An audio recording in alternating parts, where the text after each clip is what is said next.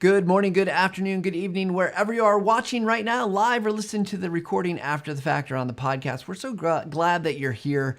Got a great day, and it's been a little tech hectic before this, so I'm all riled up and excited. But we're glad that we're here. We're going to be talking about customer education, customer adoption of new products, keeping them in there. It's going to be fantastic. So with that said, just a reminder, if you're watching or listening to the show and you find something particularly useful, go ahead and share it out on social media. We'd love to hear from you. We'd love to know what it is that you like about the show, what you're finding valuable, so we can do hopefully more of that. And if you got other feedback or questions, you can always email us at thevisuallounge@techsmith.com. I'd love to hear all your feedback, even though sometimes, it's like, I don't agree, but that's okay. We can disagree and agree to disagree and still be friends. So let's get into today's show because we've got another great one for you. So with that said, let me introduce today's guest.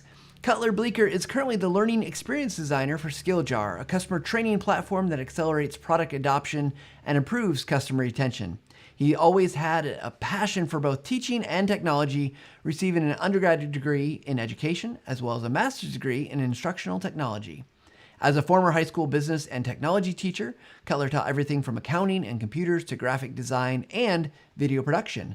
After teaching, he transitioned into educational technology as a product expert and a content creator for Classworks, a K-12 software company based near Atlanta, before moving across the country to Seattle and starting with Skilljar. And Cutler is a fantastic guy to talk to. He's a engaging individual, and he knows a lot about customer education. And being a customer of his, I get to learn from him, and I'm excited to have Cutler Bleecker on the Visual Lounge. Welcome, Cutler. So glad you're here. Yay. Thanks, Matt. No, that's an honor for me. I think like most people who, view your show and are familiar with your work, like we know you way better than you probably know us. But over the past year and a half, it's been great getting to know you a little bit better.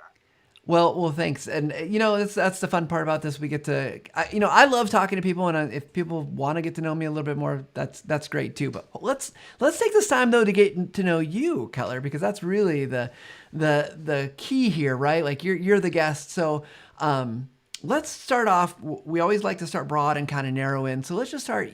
You're obviously a transplant from education. What was it about it that made you want to make that switch from education to customer education? Because, education's in the title, but kind of different audience, right? Yeah, I think a lot of the people I've talked to that have done similar switches over time is interesting because I don't think anyone ever found themselves in customer education as what they set out to do. They found they had a knack for it. They enjoy teaching. They may like technology, and they can kind of combine those passions, which is exactly what happened to me. So even at an early age, I just remember just being asked oh, how do you do this? Or where do you go to find this? And just kind of building those roots of I enjoy explaining things to people, and no better place to do that than customer education. Yeah, I love that. And I do think that's true for a lot of people that you find out oh, I like explaining things. I'm good at it. And you end up somehow even if you don't set out on that journey to do the customer education, you end up kind of being placed in that situation, whether you're that's your dream or not. I will say I am a little bit different. I went right through school with the idea of doing training, although I thought it was going to be internal training, and landed pretty early on in customer ed. So some of us just love it there, though. It's a great place to be, and it's an interesting market, kind of like job space wise, to see all the different companies that are hiring for good customer education people. We've said the word customer education about 12,000 times now. We'll see how many times more people can, take a drink every time they hear us say it. But for you, Cutler, when you say customer education, what's your definition? I was not prepared for this. However, being put on the spot, hopefully any Skilljar, people watching this can kind of get my back a little bit. But for me, customer education it goes beyond just learning something. You can learn something. I can pick up my phone, start scrolling through some social apps, and learn how this person used this tool to create this thing. However, that's not necessarily education. I learned something kind of, but I haven't applied it yet. So just kind of combining that, you learn and then you do, and now it's really kind of sunk in. That's part of the learning process for me, is the application. So with customer education, I want to not just show you how to do something. I want to give you the opportunities and the tools you need to be able to do this on your own. Yeah, makes sense. So from a, as you think about, we see this, we'll call it a dawning age of customer education right now, where lots of companies are starting to actually build out teams or have organizational structures around it. For you, what's the reason a company should be concerned about having some resources, kind of customer education resources for their customers? What's the value in it from a, because I could see somebody saying, well, that's going to cost us a lot to do that. So for you, what's the value? Yeah, for sure. So, and there's plenty of information out there that can kind of support anything I'm about to say. However, when it comes to product adoption and then also getting into that, retention, and once you have customers, how do we keep customers and, really move that, bottom line when it comes to business impact? For me, that comes from education. You could have the best products or services in the world. However, if people don't take the time to learn them or really get to use them to their full capacity, they may not stick around long enough for it to, be successful for your company. And that's where our field for customer education really comes in. It's how do we get the customers? How do we make them comfortable with our products and tools and services? And then how do we get them to like really dig into our like offering? As soon as they have expanded beyond like the basics, do you have like kind of second and third tier things that some of your audience may need to learn? And yeah, that's customer education, and customer education plays a huge role in not just the adoption but also the retention of customers. Yeah, and I think a lot of the world is moving to a software as a service model, or that the idea of keeping customers. It's always been important, right? I was thinking about this as I was thinking about talking with you today. A scene from The Office comes to mind where, if anyone's not an Office fan, I apologize, but there's a scene where Michael Scott learns that from the intern that keeping a customer is actually much more effective than getting new customers. And it seems that's what customer education is really about, right? Like you want to keep your customers and you want your customers to be successful. So for you, Cutler, what have you found to be successful in that? Like, we've talked kind of high level about what it is. But if they're brand new and hearing this, what kind of things should people be making or doing in customer education? Because it seems like there's lots of overlap potentially between what we call customer education, and you've got in your sales team, you might have like customer success, and you might have marketing that's doing some of the similar things. So what does that niche kind of look like for you and what you do, and for what you think other customer education professionals could be doing? Yeah, for sure. So first off, huge Office fan. So yeah, Nice. Ryan talking about how it's 10 times more expensive to sign a new client than keep an existing one. But yeah, as far as just the impact of that, it really comes down to all these departments kind of work hand in hand. Like my CS team, implementation, even products, our solutions, our support teams, they all work together as part of this customer experience. We want them to know what's available. We want to be able to support them in different areas. And yeah, it's crazy how well all of these pieces can work together. So it doesn't have to be a standalone, like you have to have a huge budget to have a customer education team. You already have things in place that work for customer education. The trick is, how do we make that a little bit more scalable?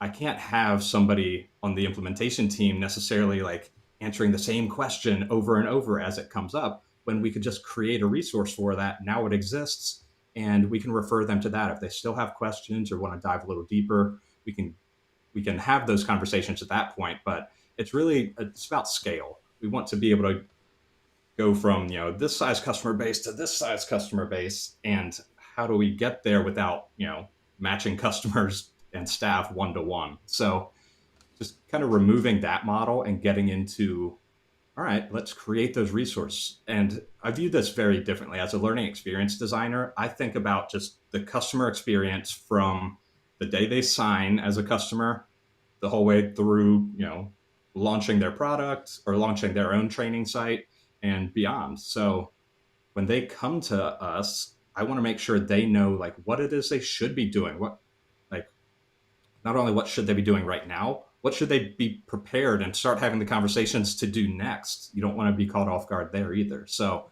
it's providing those on demand and even kind of virtual live training events that can really give your customers and your audience what they need. So there are a lot of terms that get thrown out there for it, and it can sit in different departments. But yeah, customer education and just giving your audience what they need to be successful go hand in hand.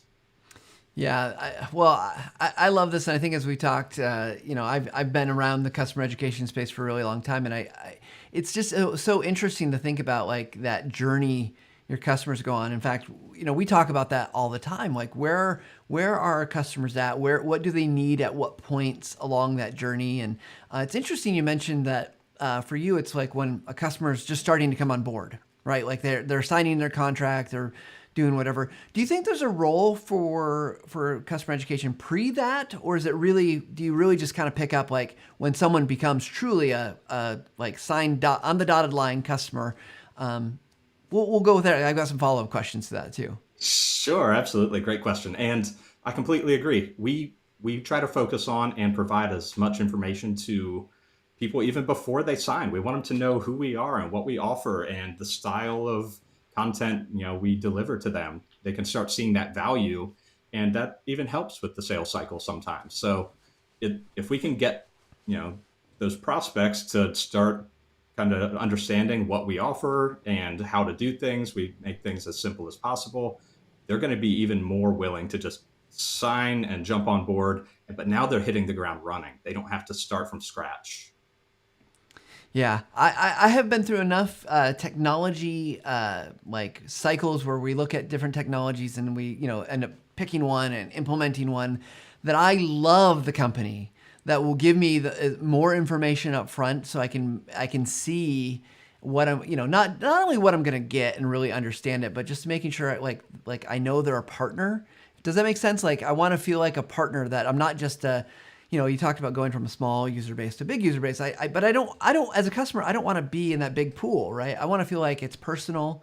I want to feel like there's good information for me. And so I love when companies are kind of laying out their cards on the table and saying like, yep, this is what we do. This is what you can, here's the information you're going to need, especially as someone who, when I'm the implementer, if that makes sense, like I'm not just buying it. I'm not the purchaser. I'm the one that has to implement it. So I love that line of thinking. So we got kind of a critical point, that hinge point, we'll call it, of the purchase, right? Like got all the stuff you want to do to get sales, then you got the post.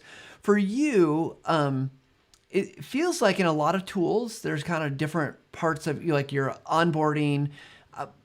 But how do you make sure that you're covering the wide base of everybody from the new people to the people who maybe have been with you for a couple years? Like how do you, from a kind of strategy standpoint, from a customer education view, how do you do that? Because it feels like all of a sudden, it's nice to have all the information, but then there can be just way too much to manage or create or to be able to make sure people can even find. Does that make sense?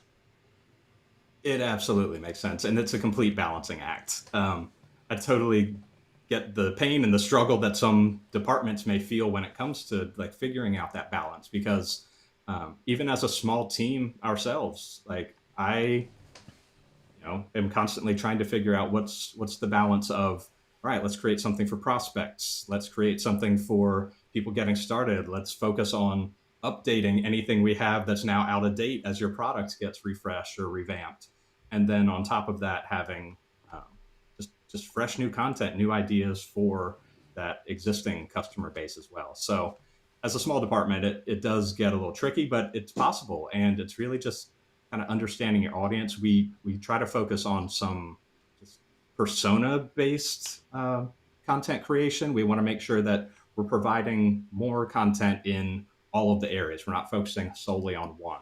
And beyond that, we're also starting to get more focused on different, almost like customer levels. Like enterprise customers may not need the same thing as kind of a small, medium business when they're getting started. They may have more resources, so we can kind of identify their experience a little bit differently. And once you start looking at those things and working with your team to decide like, all right, what do we need? Who do we need it for? And when do we need this? when is always now, however. So Right. I think everyone understands that. But we can at least start prioritizing like the order in which we create the things, even as a small team. Yeah, it's definitely it does feel like a balancing act, and it's hard without like sometimes you and I should just sit down and talk specifics about like what you're doing and trade some secrets because I feel like there's so much you could do, but it's also dependent on what you're doing. That like what your product is, what you're doing, who your your audience is, what groups. Because like I love even the idea of like thinking about personas across that, like who are you talking to? And I imagine a company like Skilljar, which is a learning platform for those that don't know. You probably got your admins and you got your authors and you got your end users. And whereas like Camtasia, it's like we've got about 20 more of those things we could talk about. So it makes it different challenges for different products. I do want to go to, I'm going to bring in a question from our audience because I thought it was an interesting question based on what we're talking about. Garth on YouTube is asking, how do you convince the powers to be? Always great question, right? Because we know that probably we're not the ones in charge of everything, so there's powers to be. How do you convince the powers to be to align customer education to internal education? He goes on to say, I've seen salespeople sell something the product can't do. Only found out from customer education folks. And so really great, interesting question here is we're talking about, we're going to build out all this stuff and we want our customers to be learned. What role does customer education or CE, we can start calling it, have in that kind of internal, making sure the sales team is on topic and on knowledgeable about those things? What do you think? Sure, I'll speak to this as much as I can as a Yeah. non like sales team person. However, I do get the opportunity to create educational materials for kind of all areas of our house. So I think enabling your sales team with like just current, up to date, factual information is huge because what's going to end up happening is and my team, thankfully, this has not become an issue, but I've seen it in other places. I've talked to people about this. It can be a huge issue when you have a sales team that's just trying to drive the sale and they may overpromise and then ultimately underdeliver, which nobody ever wants to be in that situation. Somebody signed with you because you told them they could do X. And then once pen's to paper, they realize they can't do that. And do you think that's going to be a great customer experience? Do you think they're going to stick with you for the long term? I would guess not. But it's really just making sure, and sometimes it may happen accidentally. A salesperson may just say you can do something without actually being able to do it. So working with those departments within your org can really make a difference on making sure they know the limitations of your product. They know what to say if a question comes up and like, maybe we can't do that, but it's on the roadmap or it's not, or there is a workaround for that we can solve for you. But never overpromise because it doesn't end well. Yeah, and if I'm just gonna let me take a stab at Garth's question because I think I like what you said. That it's just gonna be a better experience in those customers. You're not gonna keep those customers ultimately. I think from a convincing standpoint, you can start to one talk about real dollars and cents with the people, the powers that be, right? But also I think starting to see how I think from a customer education standpoint, there's this huge opportunity to be awesome partners to sales teams and to technical support and service teams because oftentimes they're looking for answers, right? Or they want to share good information. And I know in our team even, I've had some of our sales team members reach out and say like, hey, I saw you did this interview with so-and-so. Is that someplace we could easily share it, right? And I needed that mechanism to get that to them. And of course, it's, like the visual lounge content's pretty easy to find on YouTube and all over the place. But they were just so excited to share it because of the concept that we talked about in that interview worked really well with the client and customer that they were talking to. And I think like starting to help the senior leadership or whoever's making those decisions see like, look, this is going to help us move the needle on not only potential new sales, but retention. You're not going to have to work let's hope not work as hard to get the people to stay with you. And then even, expansion, right? Like, because we're talking business here. And I want to be clear, like, this is what we do in business. You want to get new people, you want to keep the people you've got, and you want them to spend more money. And I think customer education is a great way to help in that process. It's not It's not the end all be all. But if you get them, they're excited to work with you. They know you're providing them great information. That is a win-win-win. Again, using office terminology, to get people to move, right, to be there and stay with you. And I think it's for senior leadership. There's going to be some dollar and cents conversations. You might, and I don't know what that looks like in terms of formulas to figure that out, but it does seem like you could ask enough questions like, how many times has this happened? How often do we see churn, people leaving us, and why are they leaving us? And is it, and I've left products because I felt like I couldn't get value out of it. I don't know about you, Cutler, but I've definitely felt like, I'm not using this like I should. I guess I'm going to cancel my subscription. I had a website. I just, last year, I got rid of it. I just blew it up because I wasn't doing anything. It was just sitting there. And so I think, Garth, that's some of my answers. Dollars and cents on a lot of this. I will just add one more thing there is Yeah.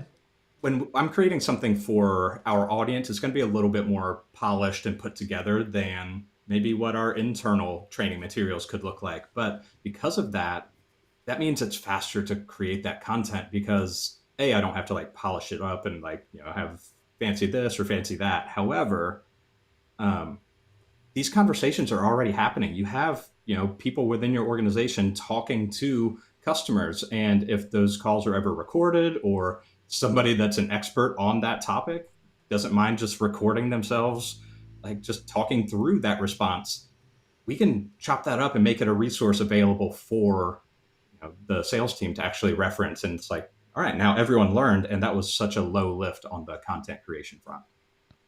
Yeah, actually, that leads into my next question beautifully. So, what a great way to reading into the future. Because my question I had is like, what's like when we start to think about building this customer education content for our customers, what makes it different than internal? Like you just mentioned, internal training. You said it's kind of it's going to be more polished. Are there other things that are going to be different about customer education versus the other? Let's even look at like from an internal training and maybe even from marketing content. Because I know there's kind of there's lots of gray areas like marketing content, customer education content, internal, external training. So for you, what makes it different? Sure. First thing that comes up is like, oh, you make videos. Great. We can use you to do this and this and this. So I'm sure Matt hears that all the time. But, and the content varies because your audience varies. So first thing about any video production is just knowing your audience. And when it comes to knowing your audience, it's also knowing like, what are they there to do? What do they need to do next? What might they need to explore? If I watched this content, like what else might I be interested in? So kind of mapping out what that looks like for your audience or your customers is a great place to start. But these conversations that teams have, a lot of times we found it's really easy to we bring in somebody from the CS team, customer success for those that maybe call it something else at their companies, but somebody from customer success that's had this conversation over and over with customers. Let's bring them in to talk to the sales team, the product team, so they understand. And the more people in your organization that understand what's happening and kind of what your audience or customers are asking about and what they need to know, the better, because everyone ends up kind of improving and learning. So when it comes to creating content for maybe something HR needs, or maybe something internal enablement, even onboarding, getting into customers, or even just prospect or thought leadership pieces, it's all going to look different because your audience is different. But I guess those main differences are almost the production value that you want to put forth into it. And depending on your philosophy, some people may decide, all right, I'm down to earth. When you see a Matt Pierce video, he's who he is. He's not trying to polish it up. He's just going to be himself. Some people may feel, all right, well, we kind of maybe put a little more thought and scripting into this or that. And it's like, well, some people just want to go off the cuff. So it's just the planning and isn't everything in video production, in pre-planning phase anyway. Yeah. But the planning aspect is huge, but part of that is just it's knowing who you're creating it for. And not that you're cutting corners for certain content. It's just maybe it doesn't have to be perfectly polished and on brand if I know this is going to be something viewed by an internal team member. Yeah, I think that's a great point that you're gonna look at your audience, make sure you're making what makes sense for them, and just I always put on a suit and tie when I want to be. Make it a little more polished. I don't. Not at all. I actually don't. But since you're talking about video production and some of that, I'm curious for you. Obviously we're big fans of video. We're big fans of images at TechSmith. We use them all the time. But it's always not the silver bullet. So, when you're creating content, because you're creating for this whole platform, and there's so many different options of things you could probably do. What's factoring in besides just audience? What's factoring into how you decide which format something should be? If you're going to create content for your customers, do you have a checklist of things you're like, yep, this is going to help me understand what is the kind of the right content, or do you just or you've got just maybe you're all like, we're all in on video or we're all in on text. For you, what goes into that decision making process?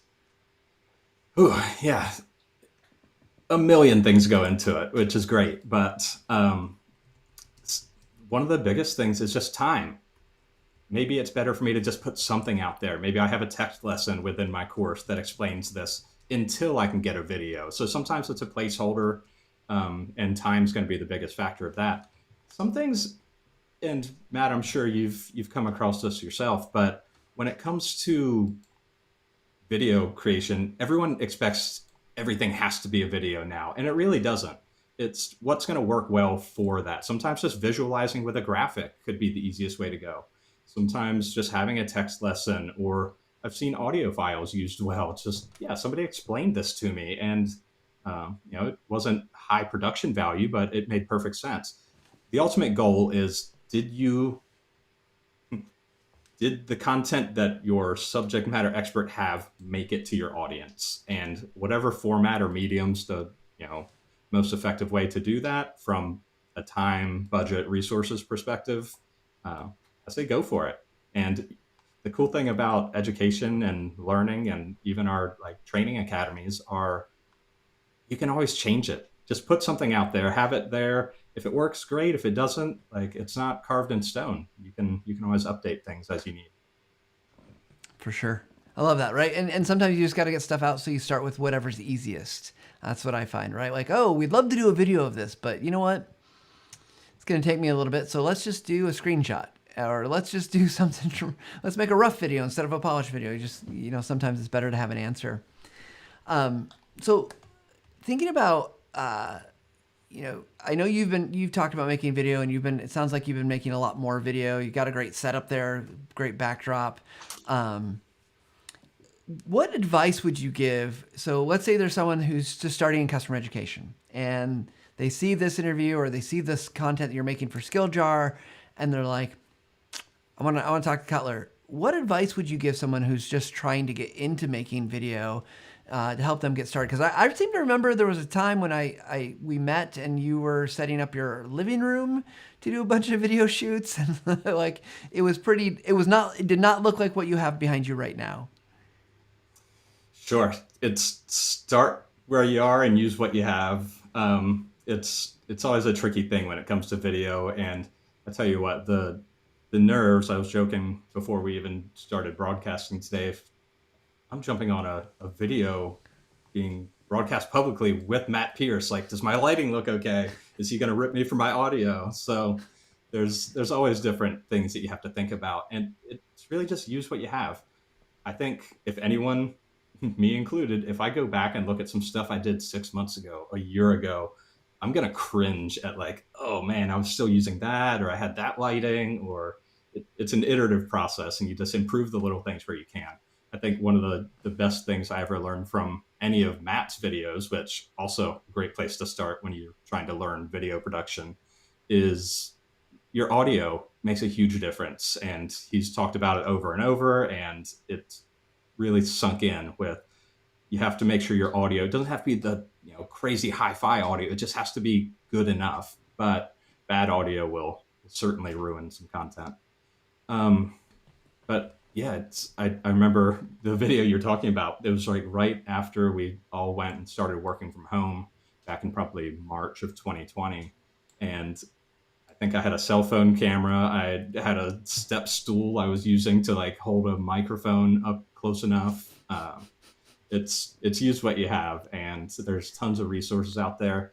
One of my favorite is anything that Matt's actually put out. I think TechSmith Academy is one of the best resources because they're not just creating content for their customers; they're creating it for the industry. Anyone looking to get into this, and they make it very approachable. So even as a personal user, I'll thank Matt for getting me where I am today. Oh, well, thank you. That's so nice. And we didn't pay Cutler to do that, say that, but we're so glad that you did. You know, and it's so interesting. I'm glad you brought this up that we start where we are because, you know, like, I mean, even it's true of me, right? Like, if you go back to that around that same time period, I think I was using a cell phone for a like for a streaming webcam. You know, I think I had the Blue Yeti, but I didn't really upgrade. I changed over to a different microphone that I stopped so I didn't hit it as much. But it's so hard to realize that because I think the thing that I see is that you look at the industry, and we'll say customer education, you could say YouTube, and everybody seems to be up here. And if you're just starting, you're like, oh, I don't look as good as, and it's really easy to compare yourself to what Skilljar is doing or what TechSmith is doing. And there's a great quote. It's comparison is the theft of joy, or is the thief of joy. And it's like, that's so true. Like if you're down here and this is good enough for your audience and it's getting you started, you keep working on it. You'll get up here, but don't get caught up in the comparison because it's, who really cares? And we're big fans, Cutler. We're never going to make fun or pick on your lighting. You've got great lighting. You got great audio. And sometimes our guests don't, you know, like sometimes it's hard because they're just working from home and doing their things that they're doing. And this is not their job to be on stream and on the internet all day. So we're just glad that you're here. I'm glad that people will put up with my shenanigans. I appreciate that. That's the highest praise, I think. You're doing a great job. It's impressive just to see how far you've come, and you're what, I guess that's what, almost a year and a half. Is that, I don't know. Time has no meaning. So let's do this. I want to look at some data. Can we look at some data from a recent study TechSmith did? And I know you probably haven't. Maybe you went out and saw the data since I know you watched the show. But we're going to look at this, and I want to talk about a couple spots. So this, before we get into it, this is the video viewer study. We'll drop links in the chat so people can get access to that. But what it is basically we went out and surveyed. We actually had a company go out and survey about 900 different people about watching instructional or informational videos. And so let me pull this up here. So hopefully you can see that, Cutler. We've got this question: why do people stop watching an instructional or informational video? And I want to get your take. We'll zoom in. Let me zoom in here a little bit, see if we can make it a little bit more readable. So reasons why people stop watching. Number one, I received the information I needed. And we're doing a reaction video, Cutler. This is like, what do you think about from a customer? I know, right? Like, oh my gosh. From a customer education standpoint, does that ring true for you as the number one reason why people probably stop watching your videos? Or do you think there's something else going on? I would hope that's the reason. That's the best case scenario for why they stopped watching my videos. But that also gets into that whole metric of we're looking at registrations versus completions, and that completion percentage becomes a huge factor. And some companies, they base their whole program on completion percentage, and I don't know that that's always the best case for most people. If you're creating, imagine yourself as a learner. Like, remove yourself from like a content creator. If you started the video and you got the information you need, are you obligated to watch the rest of that?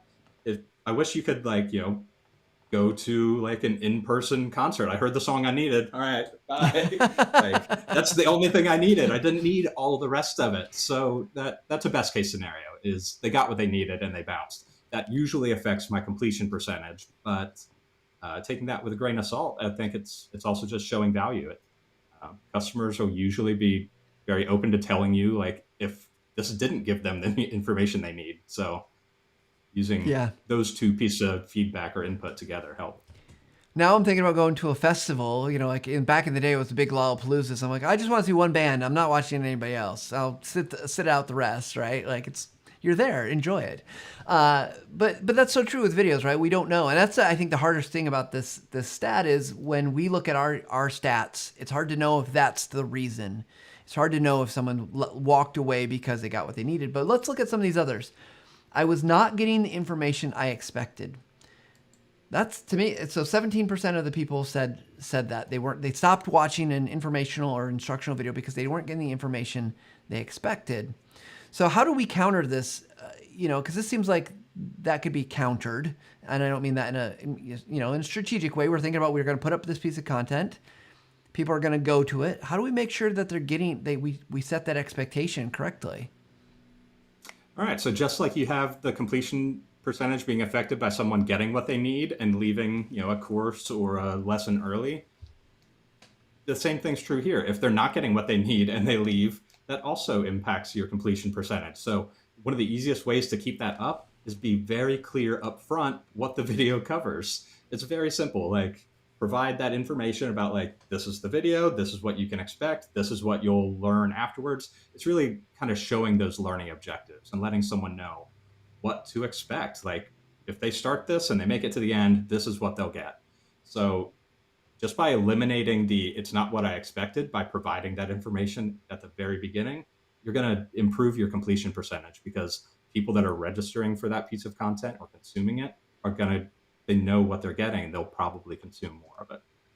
Yeah, for sure. And I'll just point out that there was another one that's very similar. It didn't cover the right topic, right? Same principle. If you're front loading that information, hopefully you're making sure they're going into it with eyes wide open about, yep, this is what I'm going to get. This is what I'm interested in. I want to talk about, I don't think we can help anyone when they got distracted by other work tasks. We can't change their work environment, but let's talk about this one. I was bored, or was it interesting? I have personally been through customer education experiences, and not yours, but others in my life, that I'm just like, this is so boring to watch, or to read, and it's like painful to get through it. So, what role do we have to overcome this? Like, what do you think we can do here so that? And I'm not saying we should be entertainers, but what do you think we should do from a corporate entities, as businesses that are professional? In your view of the world, what do you think we should do here, Cutler? How can we make the people less bored or more interested, if we can?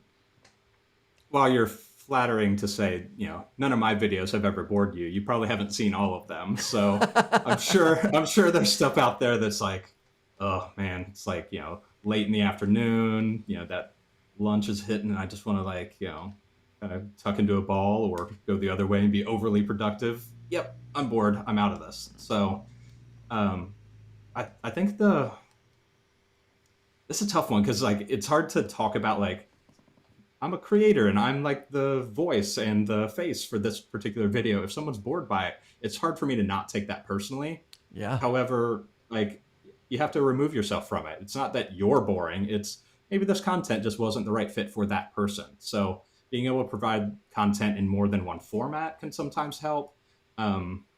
So not to get into learning styles at all, but sometimes you're just not in the right place to be able to watch 20-minute video when you could just hit a summary page and look at an outline and understand, like, yep, this is all I needed. So as far as boring content, or content that just isn't engaging, let's call it not engaging versus boring, because I feel that's a harsh term. But if you have content that's not engaging, there's ways you can make it more engaging. You can provide, like, opportunities to provide input or feedback, or apply your learning as you're going through it. So it's not just someone just sitting there watching your video, because that's not always the most engaging. As far as you on camera, or your voice, you can add excitement into your voice a little bit. And I find that talking to subject matter experts and people that are the right fit to talk about a certain topic, that passion comes through, and that passion itself is engaging. So if you're not passionate about a subject and you're on screen just talking about it or reading from a script, it may not be the most engaging.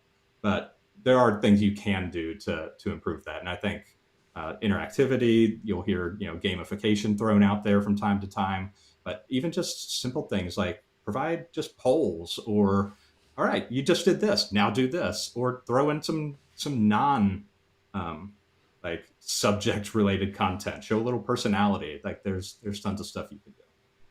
Well, I love that, right? It's the idea of breaking up. Just when you got long content, it's hard to focus for a long time. There's a book, I think I've mentioned it on this show before, but Brain Rules, and I always forget his name. I know he's speaking at an upcoming conference I'm going to be at. I should remember his name. Anyways, but he talks about, he was a lecturer. He's in neuroscientist.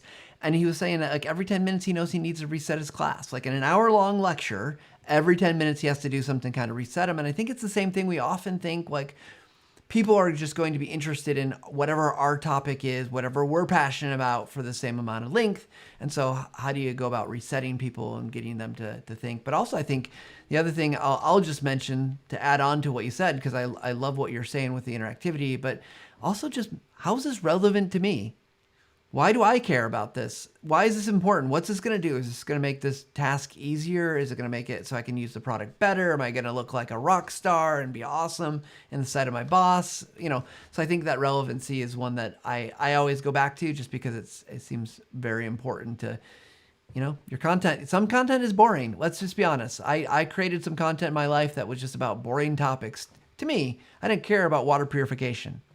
I did care about what I do when there's an acid cloud, because that was like, whoa, we can have an acid cloud at this place? Holy cow. I mean, we could all die? That got exciting. But water, how it moves through pipes to different systems? Not so exciting. Oh, our social media manager is awesome. John Medina. Dr. John Medina is awesome. So there you go. It's a good book for anyone that's interested in 10 rules around the brain and how to increase some learning opportunities. Okay. You don't get excited about moving, liquid from one place to another?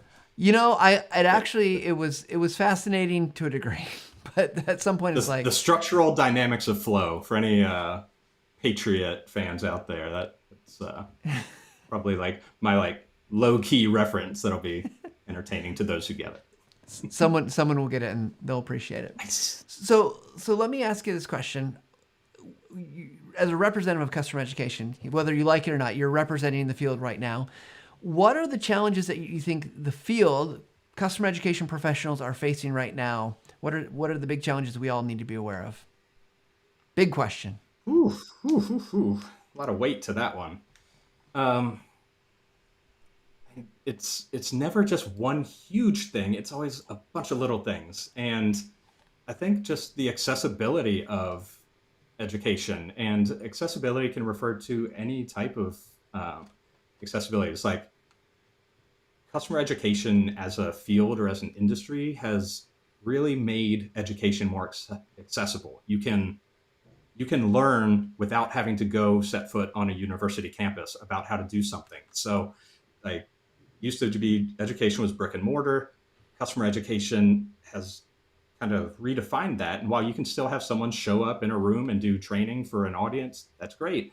We can get beyond that though and provide engaging educational materials through on demand. We can do virtual live events that we can really reach a broader audience and one that isn't in the room with us. So it's a global thing, and it's amazing when you think about just that as a concept, that you couldn't really do that, 30 years ago, 20 years ago. So getting beyond all of that.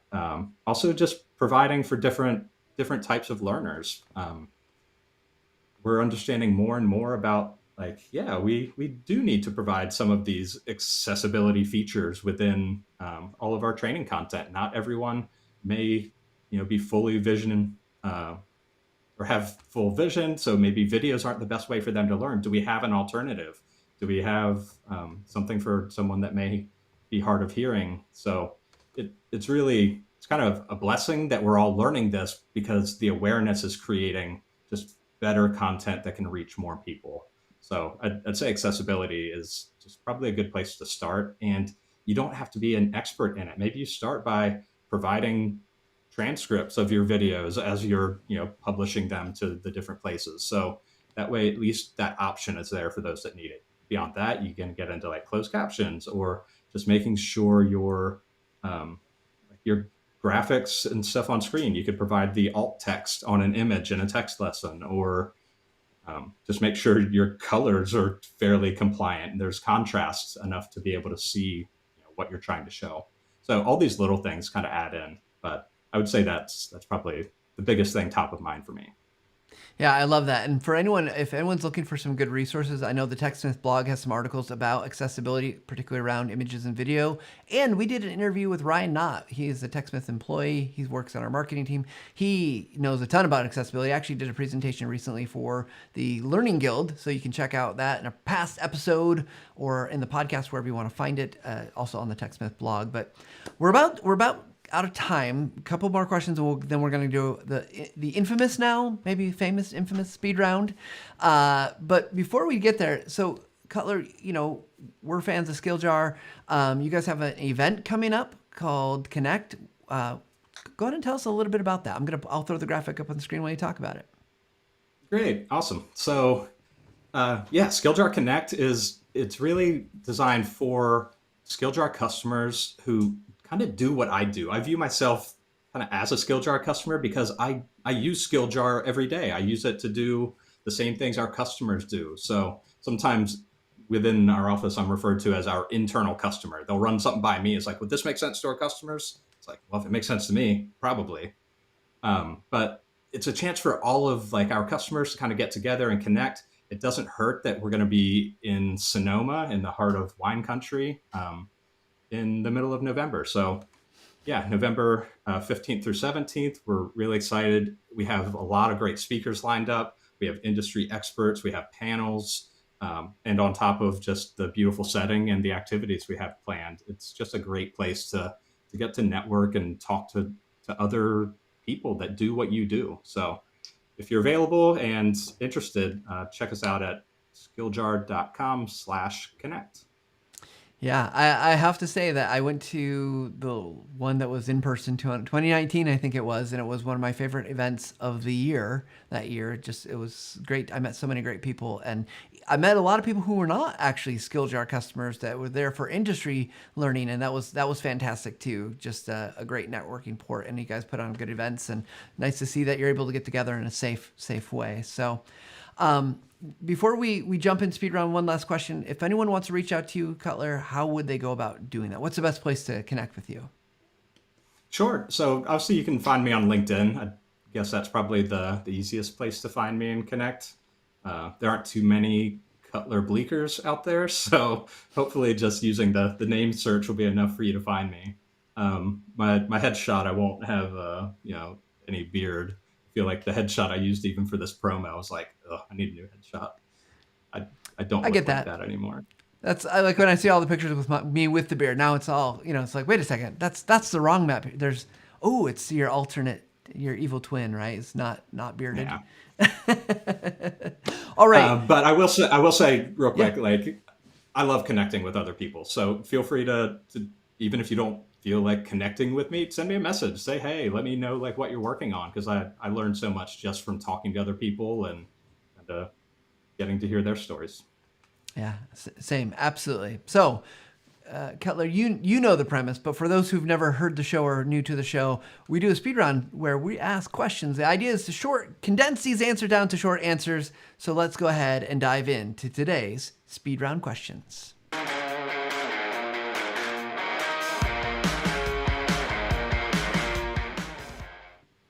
Okay, Cutler, our first question for you is, what's the last woodworking project you completed? What did you make?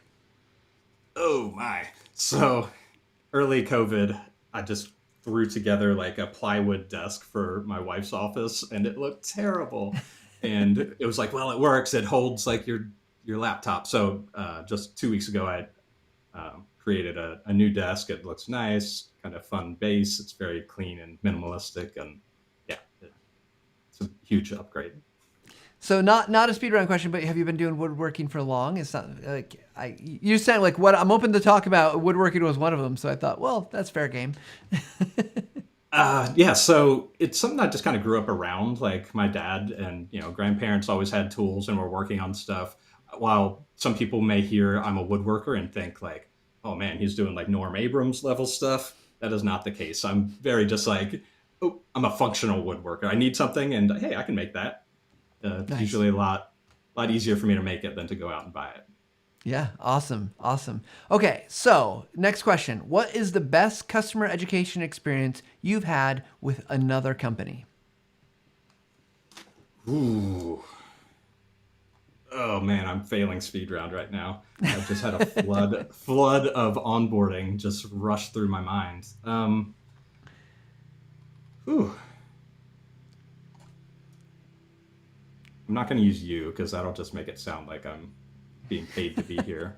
Um,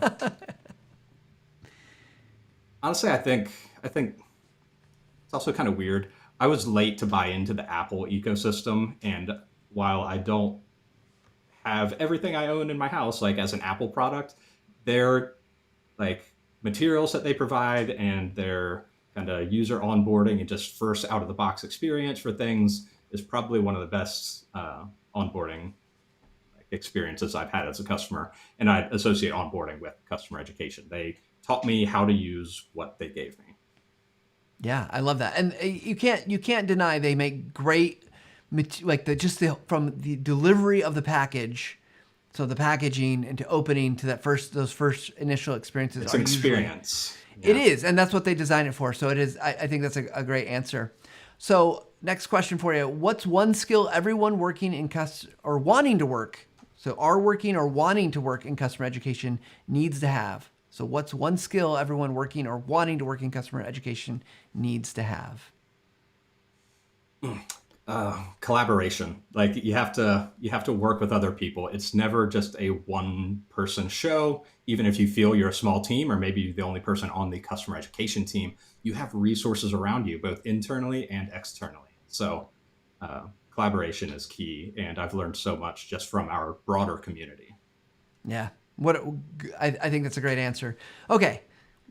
Your almost last question. Where do you turn for inspiration?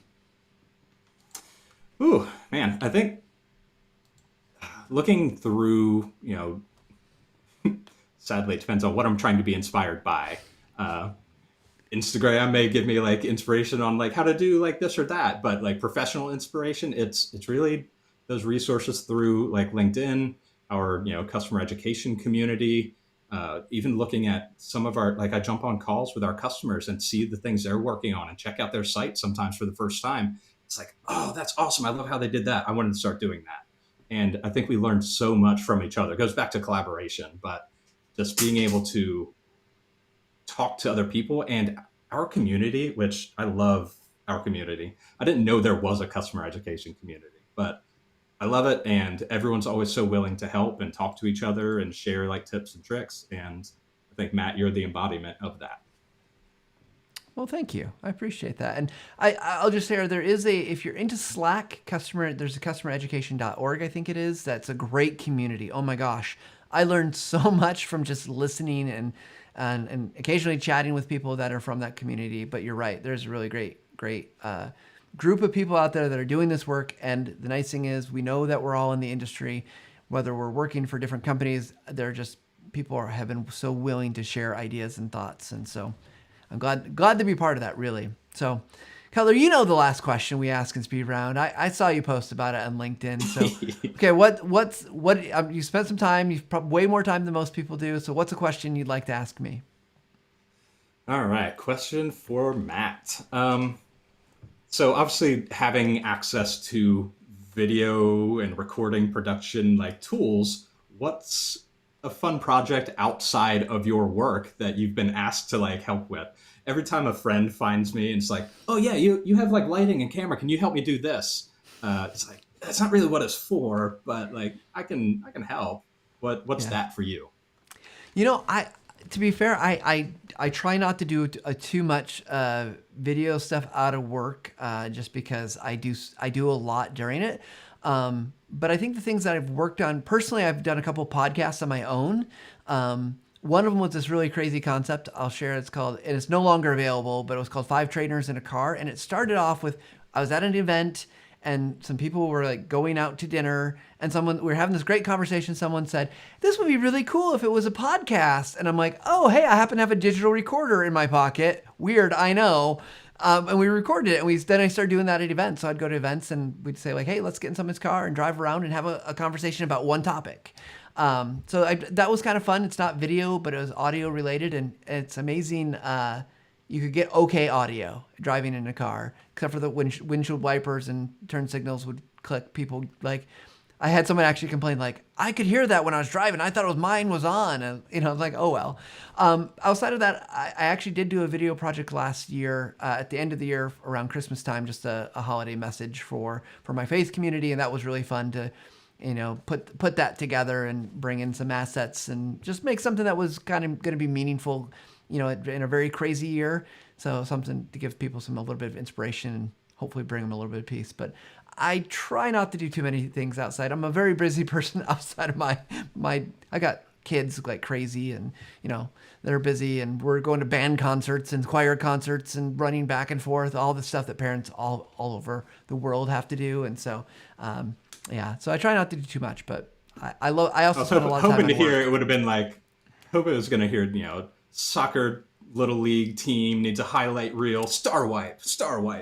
I've tried to, like, at one point TechSmith has a tool that's called Coach's Eye that I used to take like my phone and try to do that with the kids, because you could analyze like their kicks and I just like, you know what, they don't want it. I get stressed out trying to do it, so let me just stick with my work.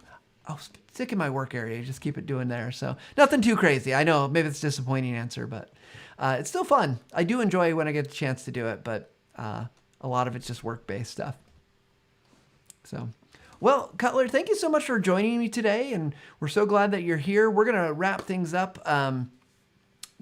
We'll be with you in just a second, but for everybody watching, listening, thank you so much. Make sure you like, subscribe, listen to the podcast, do all that good stuff, and share it with your friends, because we want them to know all the great things that we know as well. So, and with this said, if there's anything that you can do better, just keep practicing, do it every day, just a little bit by little bit, and level up every single day. And, if you're watching or like what you're hearing, go check out some of the other episodes, because we'd love to hear those as well. So many great guests over this last year and a half. And we'll be back with you again next week. Till then.